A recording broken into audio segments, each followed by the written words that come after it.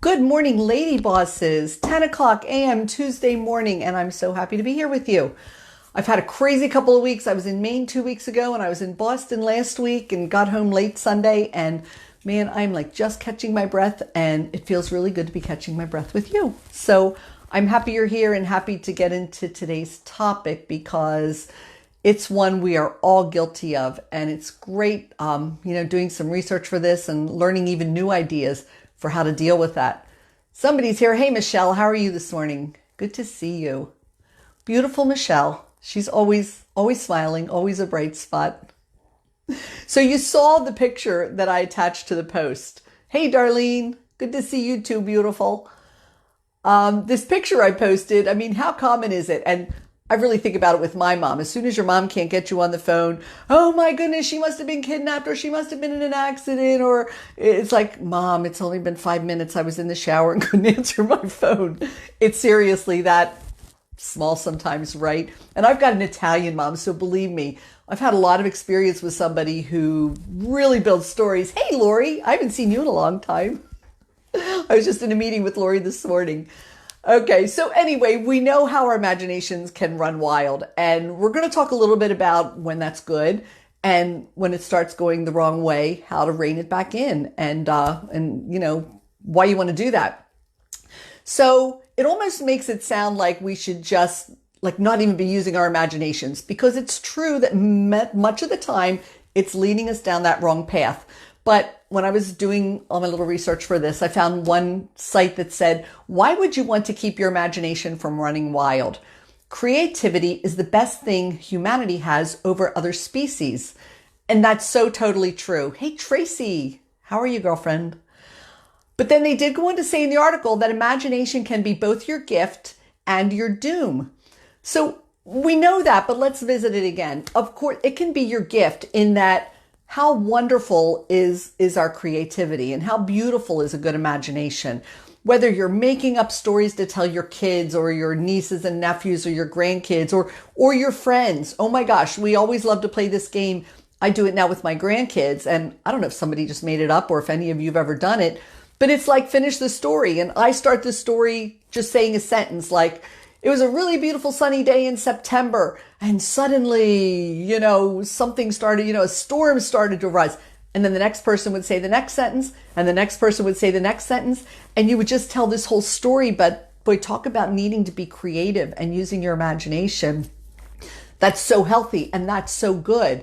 And other things, you want a great imagination and a great amount of creativity when you are thinking about ways to help other people, when you're trying to create projects and ideas for giving back. Creativity is awesome. So a good imagination is going to just really help you be so creative. So that's really, really good. But when's it really, really bad? It's bad because you can spend so much time thinking about all the possible bad scenarios that could occur that you can really fall into a pretty deep depression. And we all know that it starts with this much of a fact.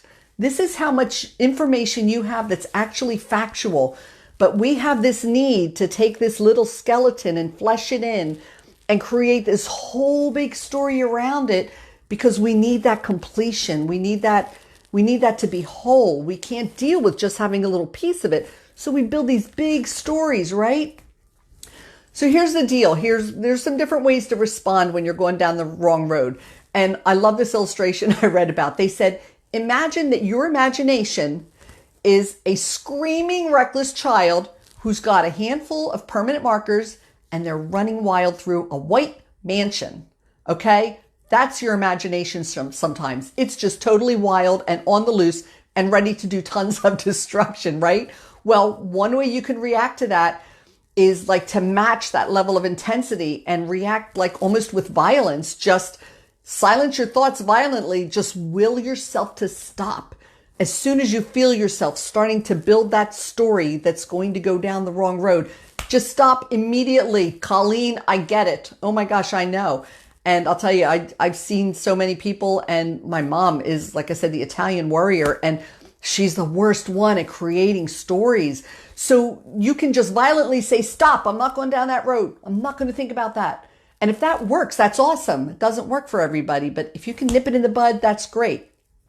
And then there are other people who just allow themselves to go down that road.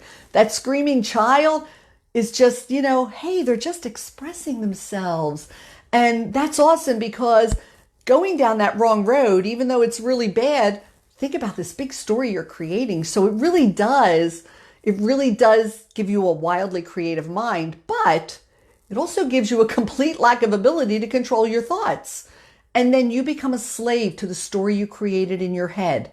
And that story that's this big is based on this much fact, right?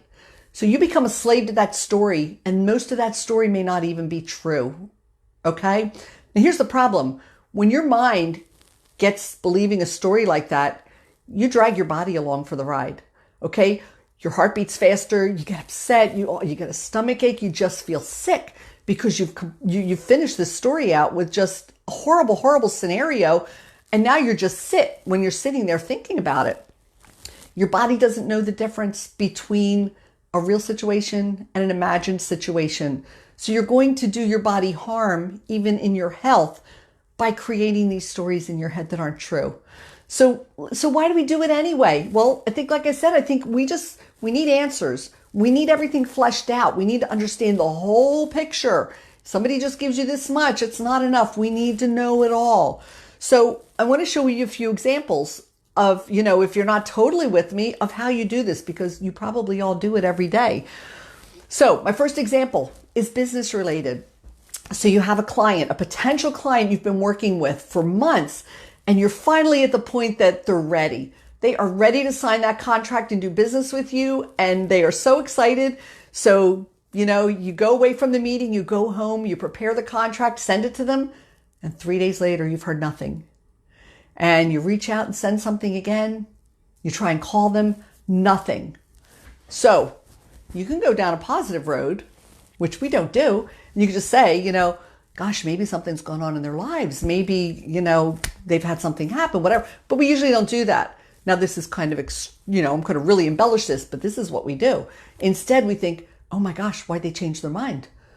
Did I do something? Did I say something to offend them? And oh my gosh, the last time we met, we were sitting in that restaurant, and I noticed when I looked down, I forgot to change my shoes, and I had these really crappy shoes on, and they were even dirty. It's like, oh my gosh, I don't believe it. I bet they saw that. And I actually think I even remember them staring at my shoes. They probably went away thinking, oh my gosh, she's not professional. Do I really want to spend all this money and time with somebody who's not even professional and isn't well put together? And oh my gosh, and they're right, I'm not. My headshot's a selfie, and I really don't know what I'm doing with social media. Oh my gosh, I'm not professional. I come off to the whole world like I don't know what I'm talking about. So do you see how it started with this? And suddenly you've taken away all your worthiness. You've taken away everything good because you've beat yourself up over this story you created. Another example, and this is a personal example. My cousin died 2 years ago, and I'm the oldest cousin in the family, and he's the youngest, and he was the first to die, and he was just in his 40s, and it was just heartbreaking. His mom cannot let go of the story that she made up, that she said, what happened when he was dying? Was he reaching out? Was he calling for help and nobody came? Did he die alone, wanting so badly for somebody to be with him, but he was calling out and nobody was there? And she's created this story, and that is agonizing to her every single day of her life, when all the evidence actually points to the strong possibility that he was sitting in a chair and he most likely just closed his eyes and went to sleep. But she's not choosing to believe that. She's choosing to think something awful happened and she wasn't there for him. And that, talk about having a negative effect on your life and an effect on your health. She agonizes and grieves over that so many minutes of every day. It's so sad. And then another example would be like if your husband or your kids are coming home, they're gone. They're gone 3 hours longer than they should be. They haven't come home. They haven't called. You can't call them. You're calling them and not getting an answer. And you're panicked. And if it's your husband, you can all relate to this. You're panicked thinking, oh my gosh, he was in an accident. Oh my gosh, something happens. Oh my gosh, he left me for another woman. There could be a million thoughts going through your head, but he's hours late. and you can't reach him and he's not calling you and you're worried until the minute he pulls in the driveway. And then all that anxiety turns into anger because then you're thinking, he's okay and he didn't even call me to let me know he was going to be late, right? It flips. That happened to me once. We were living in Maine and Mo didn't come home for hours. I couldn't reach him. He didn't call me. I'm like, why isn't he calling me? What's happened? Do you know what the real story was? He walked in the door dripping wet from head to toe.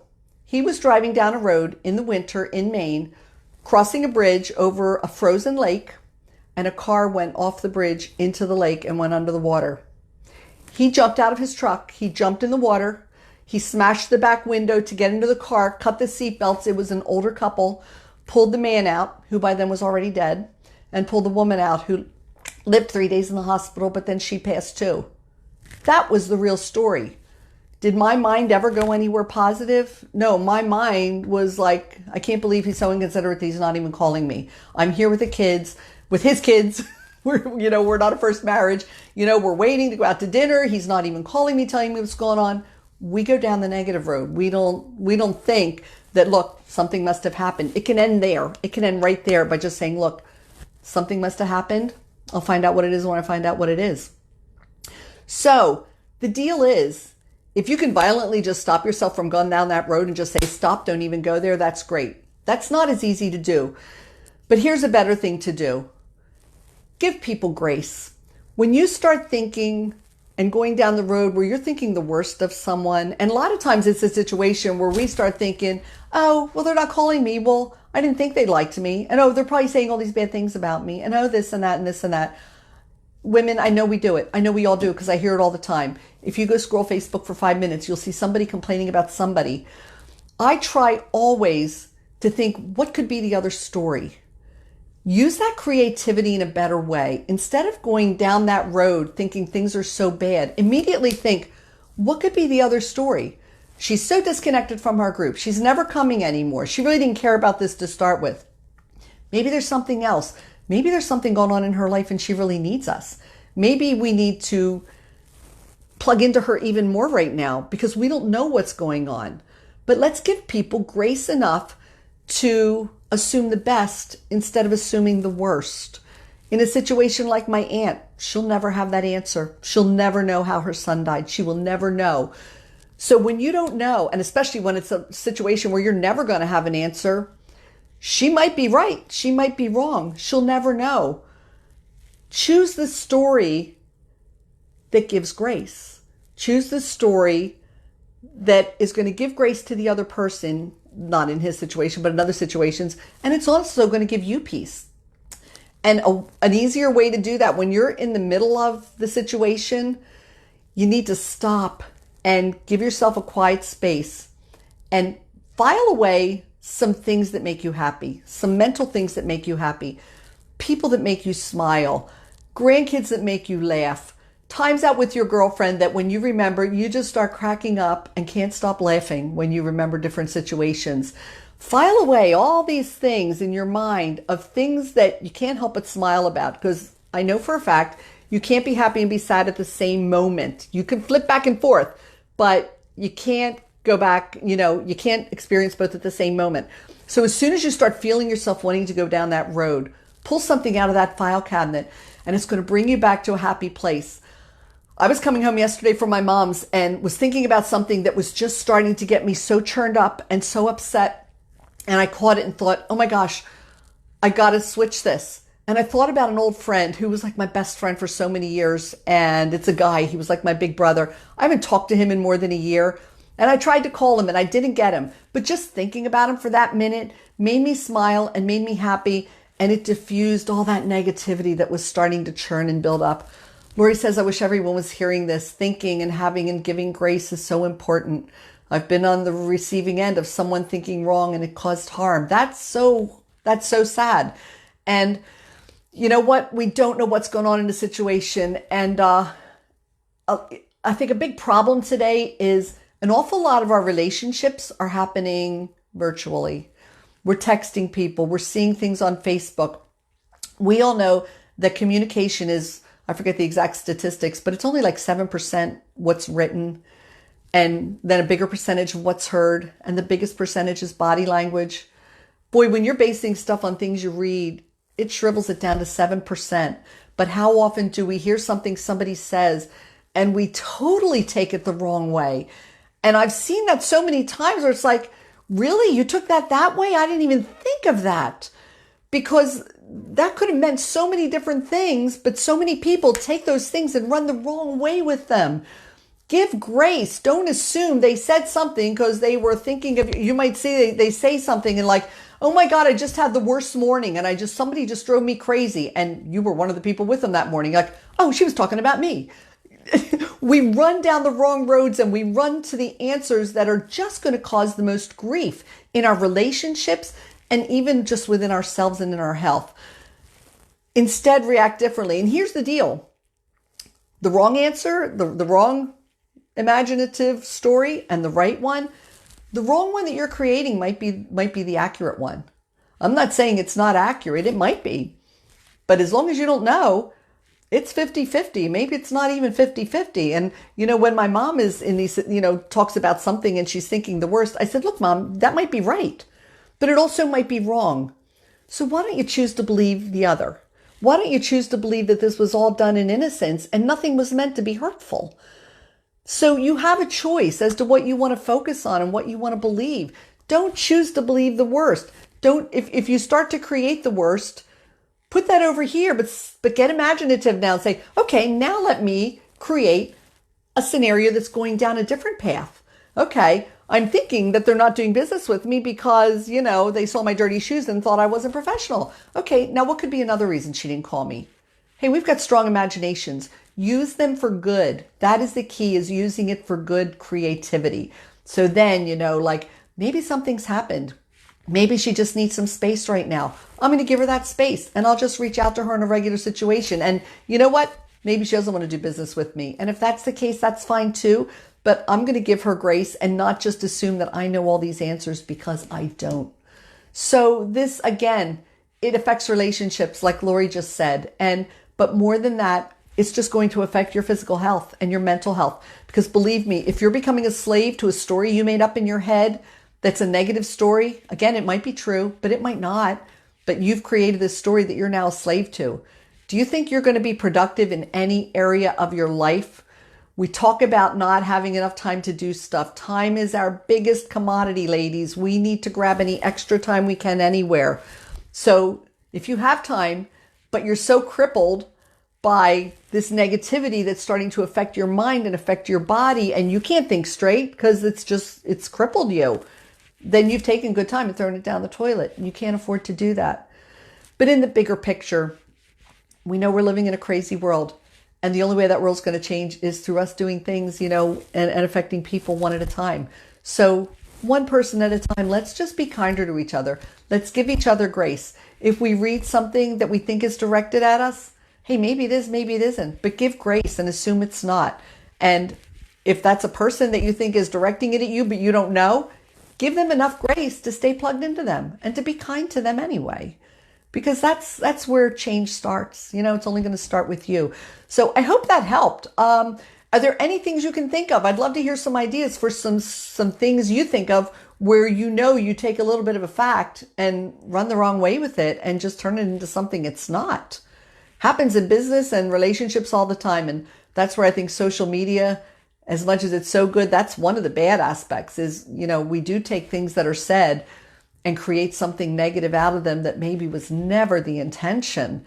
It's just we're seeing so much more in print that it's so much more opportunity to do that. Like, oh yeah, your imagination wants to create these stories, and it's just there's so much more stuff out there to do that with, and it's never leads to a good place. Never leads to a good place. Anything else? I don't see, I should look because I should scroll. Okay, because sometimes there's all this stuff scrolling by here and for some reason the screen stops and I don't see it. Okay, well, I hope that was helpful. I really hope that, when we've been, again, Lori was on the receiving end. If it caused harm to you, again, think twice. Was it really meant to cause harm to you? Maybe it was, maybe it wasn't. Give grace to think that maybe it wasn't and reach back anyway. And, You never know. So things can be so misunderstood, and we're so good at not always being able to see that in print. It's so easy to think that things are aimed at us or things that are being said about us, and so often that's not true at all. So I hope that was helpful in your business life, in your personal life. I just really hope that was a helpful little tidbit to talk about. Okay, well, listen, thanks for hanging out with me Tuesday morning. Colleen's back, usually when my daughter's driving somewhere. Absolutely. Absolutely. They've been kidnapped. They're being sold into sexual trafficking. It's like, oh my God, you think the worst. And especially when it's daughters, right? We worry more about our daughters. We just think about our sons as being more able to, not being targeted as much or being able to help themselves more, but we worry more about our daughters. So absolutely. So again, don't borrow trouble, don't borrow. If there's something to deal with, you'll deal with it when you have to deal with it. It's, so funny. I remember I think it was Anne Frank. I don't know if this was a true story. There was a story about Anne Frank trying to get on a train and having a really big suitcase or something, and it was too big for her to carry. And the whole story was don't carry something that's too heavy for you. Like, don't carry something today that you might not have to like, if you have to do something tomorrow, sometimes you get so much anxiety over what you have to do tomorrow that it takes away from today. Deal with it when you have to deal with it. She didn't have to pick up that suitcase till a certain point in time, but she was trying to drag it, trying to do stuff. I'm not doing a good analogy for that. I forget exactly how that went, but don't borrow problems from tomorrow that haven't even occurred yet. But that's what we're doing when we're doing this. Or smirk from someone. God, Colleen, yeah. We take things so personally. And how much does that come out of insecurity? We've got to totally hone in on and believe in our value. And you know what, Colleen, somebody might have been smirking at you. And that's okay. We're not going to click with everybody. Everybody doesn't click with me, and I don't click with everybody. You can meet a lot of people in the world, but our job is to give each other grace and to be kind to each other.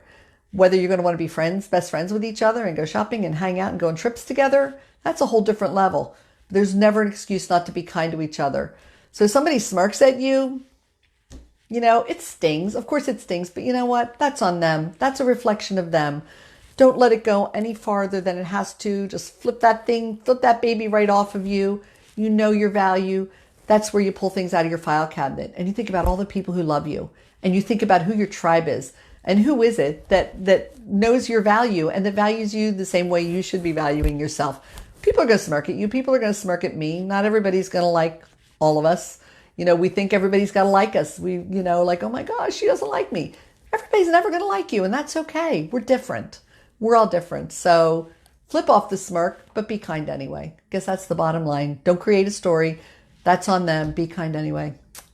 Okay, ladies, it was great hanging out again. We will see you next Tuesday. And again, I'm going to publish this on the page this week, but we're going to have a promotion from now until the end of the year. If we can reach 300 members in the group, everybody who brought in a new member that actually signed up and joined is going to go in a drawing for $100. And at the end of the year, after the holidays, whatever you celebrate, probably everybody can use $100. So that would be awesome. So have a great day. Have a great week. And we will see you again next week.